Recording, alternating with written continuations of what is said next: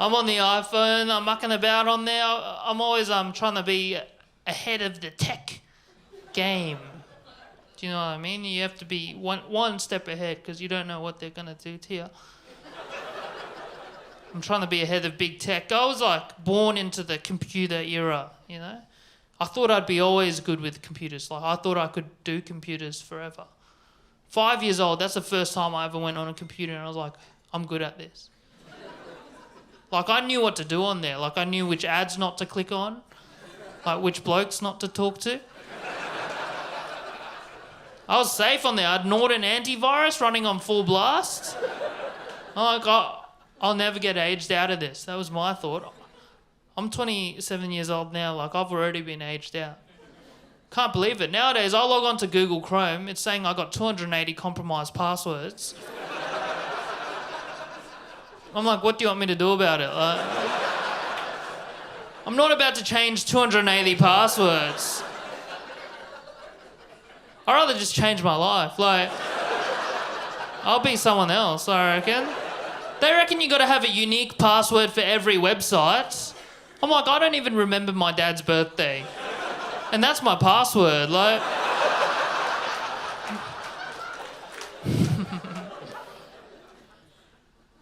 I don't know. They don't honour passwords anymore either. They don't respect passwords. I've started to notice that. It's kind of creeping into society, this disrespect for passwords. Because back in the day, you go onto a website, you type your password in and they'll be like, yeah, we've heard that. Like, we honour that, come on in. Yeah. Explore the possibilities. They don't honour passwords anymore. You ever tried logging into your email from someone else's computer? You ever did that? They don't let you in anymore. They send you a text. You got to print that text out, get your dad to sign it. He takes it into the mayor, right? The mayor shows you 9 unique images. You got to tell him which one's got a street sign in it. I don't understand the logic behind this. Because you're telling me, like, a computer hacker, they've gone to school for 3 years, but they don't know what a street sign looks like. Blows my mind. At the bottom, like, the reason it says, prove you're not a robot. And it's like, I don't know whether or not I am a robot, but I know for sure that you are a robot. You're a website. So what's it to you? What's this self-hating robot doing guarding this page? If anything, you should be letting me in. You should say, prove you are a robot. I don't know, it didn't affect me too much, this whole password thing, until I was living in this share house and it was in a reception dead zone. Like, you couldn't get any bars of reception in the house, and what that meant was I could log into the email, but I couldn't get the text. It's a nightmare. I had to walk out of my house to get reception. By the time I could get 1 bar of reception, I was already halfway down the street, almost at the post office. I'm like, I may as well send this email as a letter. I'm like, dear father, thank you so much for the video. I'm also suspicious of the vaccine. I mean, I want to get it taken out of me.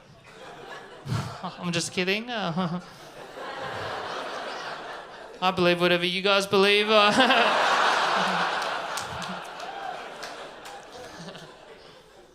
good stuff. I don't know, I'm doing well. Thanks for asking.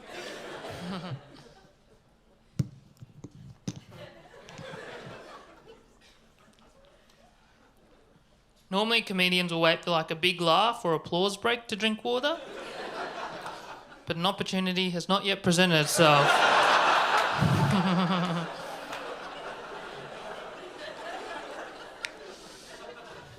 No, I'm doing good. A lot of snakes out there, they're trying to figure out how well I'm doing. Well, I'm doing good. Let's just say that this year I might be tuning into the Emmy Awards. That's right, I bought a TV, so... Oh, not bad. No, I am doing good. I'm flying exit row now. It's not bad. It's pretty good, exit row. Tell you that much for free, but... One thing they don't tell you about exit row, though, is at the start of your time in exit row, a woman comes up to you and she tells you that in the event of an emergency, the lives of every single passenger is your responsibility. And then she gives you a 2-minute speech about what you're supposed to do when this emergency happens. And she goes, are you willing and able to assist in the event of an emergency? And I was like, 2 minutes ago, I thought that was your job. Like, what are you doing during the emergency? Serving drinks? Because I might need a couple, I reckon. Then she starts asking people one by one, right? And everyone's lying to her face. I reckon they're lying because I don't know if I'm willing or able. Like, I don't have any airline emergency training. I don't have any formal training, full stop. Like, the closest thing I got to a formal education is I've done 1.5 years of an arts degree. So I can tell you how evocative the flames are. But I can't tell you why they're evocative. I'm not up to that bit yet, you know? She's asking people one by one. The guy next to me, he for sure is lying to her. He's a 13-year-old boy. It's not even a smart 13-year-old boy. He's dumb. At one point in the flight, I hear him ask where the toilets are. I'm like, the flight's linear. The toilets are at the front and the back of the plane. Like, you can't get lost on the plane. It's a tube. There's no hallways on the plane. Like, the plane is the hallway. His mum's getting angry at me for yelling at him, but our lives are in his hands.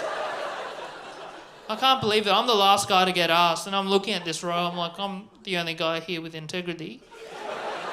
I try to get out of it. I'm like, can I do a different job? Like, I could help with the bags or... But she was adamant it had to be the airline emergency, and she was losing patience with me because of the crying boy. My back was against the wall, both metaphorically and physically. All I could say was, yes, I am willing to risk the lives of every single passenger for more legroom. So that's what it's about, right? Legroom. I don't even need the legroom. Look at me. Probably the smallest guy on the flight. You know? On regular economy, my legs are dangling. I'm swathing for I can't even reach the seat pocket, you know? Swathing for my copy of 12 Rules for Life by Dr. Jordan B. Peterson. If only I could reach it, then I could become a man. I want to be like the lobster.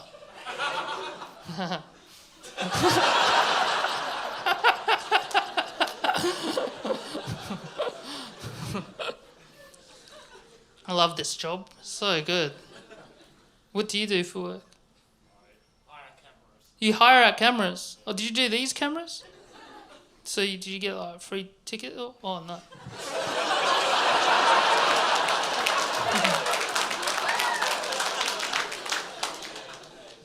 Interesting. So, but even you as a guy who hires out cameras, you prefer seeing it live still.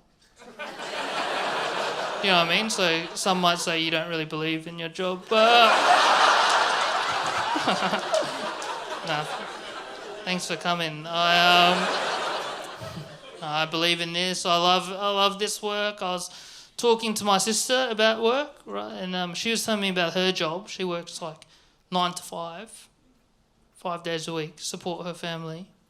It's beautiful. I'm tearing up thinking about it now. We were talking about her work for a bit, then we started talking about my job, and you've seen most of my work day, and by the time the show ends, you'd have seen all of it. You know what I mean? This is about halfway through, like, this is my 1 p.m. I'm choosing not to take a lunch break. I'll work through anything, you know? I got COVID right now.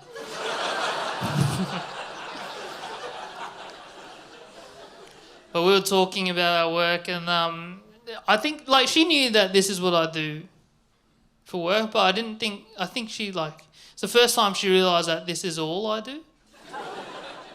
It really sunk in for her. She was like, she had this realisation. She's like, hold on. People just come see you do your job in their spare time. And that really sunk in for her. She's like, I could watch you do your entire job in my spare time. And when she said that, like, that hit me. I was like, I could watch you do your job in my spare time.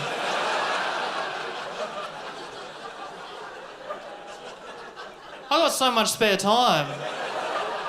I don't know what to do with it, you know? And then she started calling me lazy. She's like, oh, your job's so lazy, it's stupid. I think that's unfair.